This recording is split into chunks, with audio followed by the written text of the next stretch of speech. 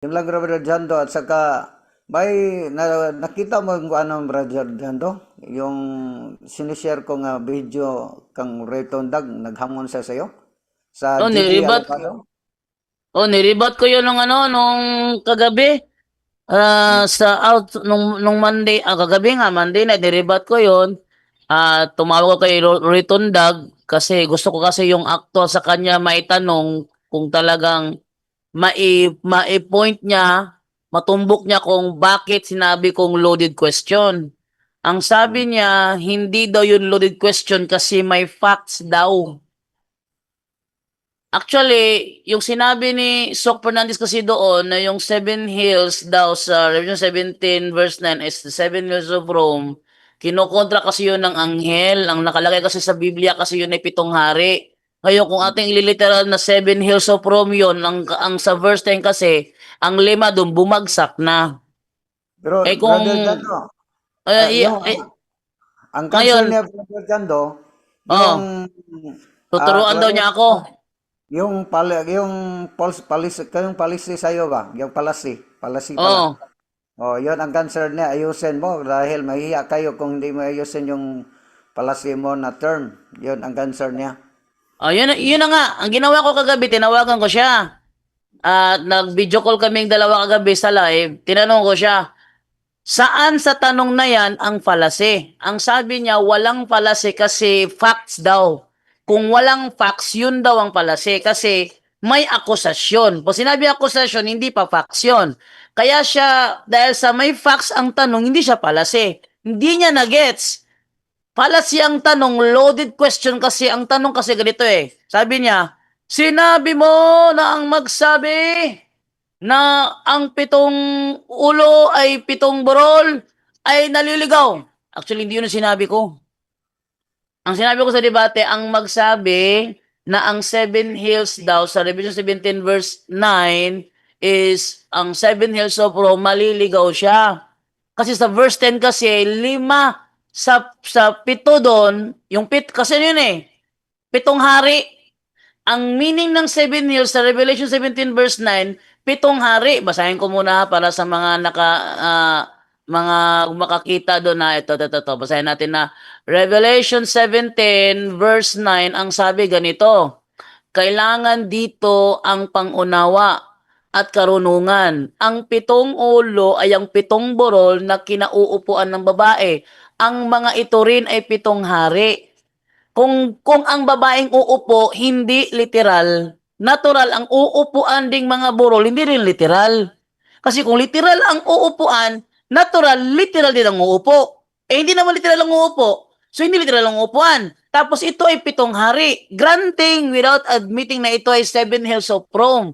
Sa verse 10, bumagsak ang lima sa kanila. Bumagsak ang lima. Kung babasahin natin niya sa ang salita ng Diyos, ang sabi sa verse 10, lima sa pitong yun ay patay na. Patay na. Ngayon, ipagpalagay natin na ito ay seven hills of Rome. Meron ba silang referensya na ang lima sa seven hills of Rome ay bumagsak? O, bumagsak na ang lima sa kanila, nagahari pa ang isa, at ang huli ay hindi pa dumarating. Eh ngayon, ano yung meaning ng hindi pa dumarating? Kung burol yan, ano yung sabihin? Tutubo pa. Ha? Tutubo pa ba? Yung ba ang meaning niyan? Kasi hindi pa dumarating eh. Pagdating niya, sandali lamang siyang maghahari. Ano ibig sabihin? Kung buro yan, hindi sabihin, tutubo-tubo pa. Pag tubo, o landslide ka agad. Hindi ganyan eh. Kaya sabi ko, ang magsabi na ang seven hills sa Revelation 17 verse 9 na uupuan ng babae referring to the seven hills of Rome, nagkakamali siya, naliligaw siya. Ang tanong ni Mitchell Bendillo, at eto ang tanong, premise lang yon, premise. Premise lang yon na, premise. Sabi niya, sabi mo ang magsabi. Actually, sa debate, ano yun eh, nag-objection ako din. Objection mo dito lang. Hindi ko sasabihin niya kasi talaga nasa verse na yan kasi na ang pitong ulo ay pitong burol. Pero pag sinabi mo na yan ay pitong burol ng Rome, matutol na ako doon. Kasi ang sabi ng anghel, yung pitong burol na yun ay pitong hari. O ngayon, tapos sabi niya, sinabi mo na kapag may nagsabi na ang pitong ulo ay pitong burol, ay nailigaw na. ang tanong. Oh, edi premise lang 'yon.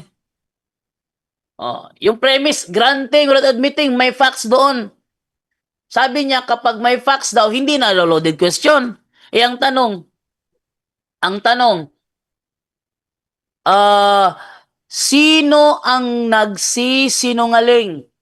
Ikaw o si Sok Fernandez? Nandoon ang loaded question. Tanungin natin si ChatGPT patungkol sa bagay na yan, kung ano yung mawawala ba ang pagiging fallacious dahil may in-insert na may in-insert na loaded question. Ay, wait lang ha. Ate mo nang nawala yung ano ko, wait lang ha. Nawala na yung ano yung in-research ko dito kasi inoff ko na pala yung browser. Kahit pa may facts na nakasingit, halimbawa, author. Sabi ng author ganito. Sabi mo ganito. Ang tanong, sino ang nagsisinungaling? Ikaw o yung author? Loaded question po yon.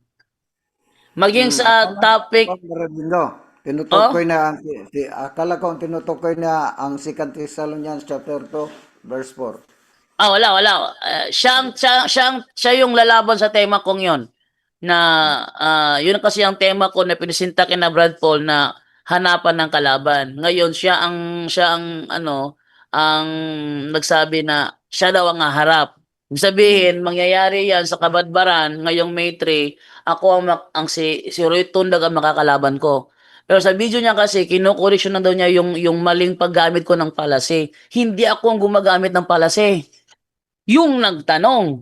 Ngayon, pati ba naman, ang sabi niya kasi, ayusin ko daw yung paggamit ko ng meaning ng palase, baka daw mapapahiya niya raw ako. Pero sinahamon ko siya, ipahiya mo ko.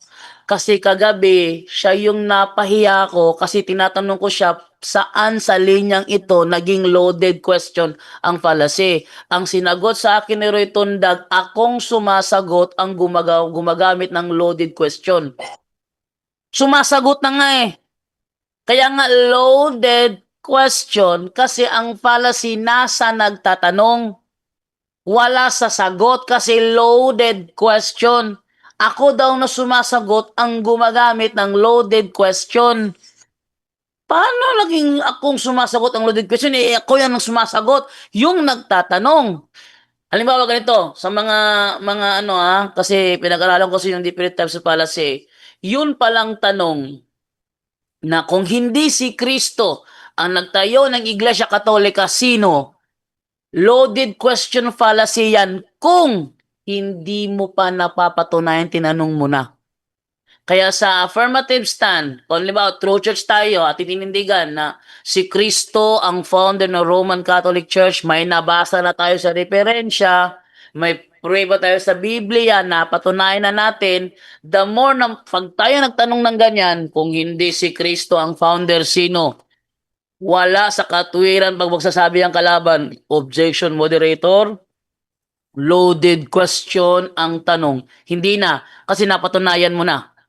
Maliban na lang kung wala ka pa napapatunayan tapos nagtanong ka bigla, kung hindi si Kristo ang nagtatag, sino? Doon na ang loaded. Kung wala ka pa napatunayan. Kaya nga ang loaded question, nagtatanong ka na may halong akusasyon, may in-insert na bintang. Sino ang nagsisinungaling sa inyo? Asan ang loaded doon? Yung term, sino ang nagsisinungaling? Kasi may in-insert ka na may nagsisinungaling.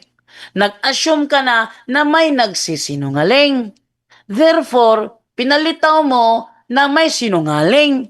Wala ka pang napapatunayang may nagsinungaling, sinasabi mo ng sino ang nagsisinungaling. Kaya kung sasagot man ako ng ako o si Sok Fernandez, parang inaamin ko na rin na may sinungaling nga sa aming dalawa. Yon ang loaded question fallacy.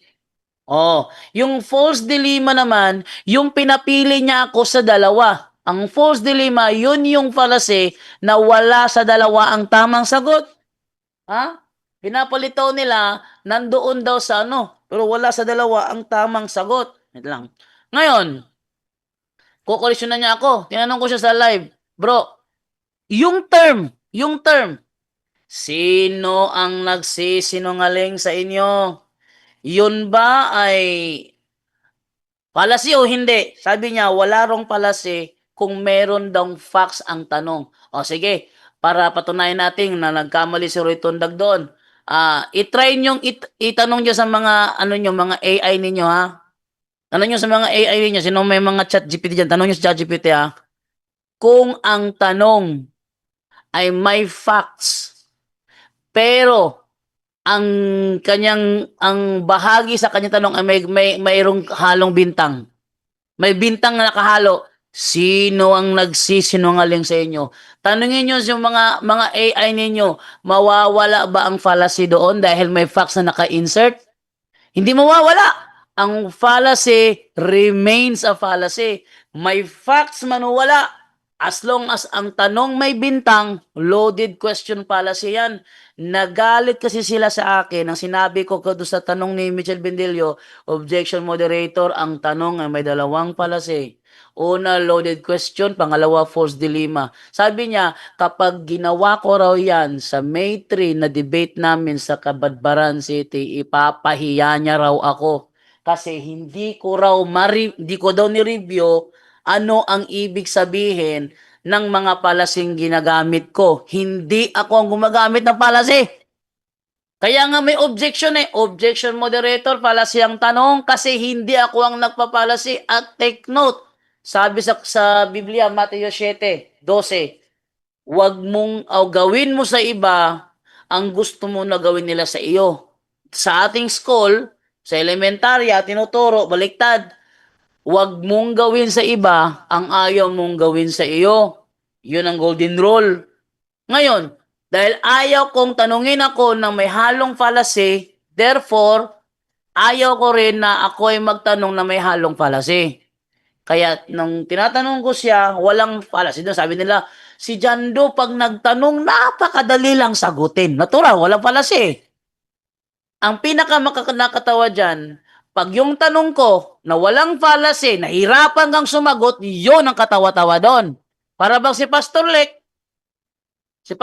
tinanong ko siya, sabi mo kasi, ilang taong ka nag-aaral ng Bible. Sa tagal ng taong nag-aaral ka ng Bible, alin ang mas naunang nag-exist ayon sa pag-aaral mo? Ang tao o ang mundo? Nahirapan siya. Nahirapan siya kasi may pagka-IEC pala yung turo nila doon sa sa Ancient Apostolic Church. Ancient Apostolic Pentecostal Church. Natuturo pa sila si Kristo hindi tunay na Diyos. Kundi plano lang siya, plano.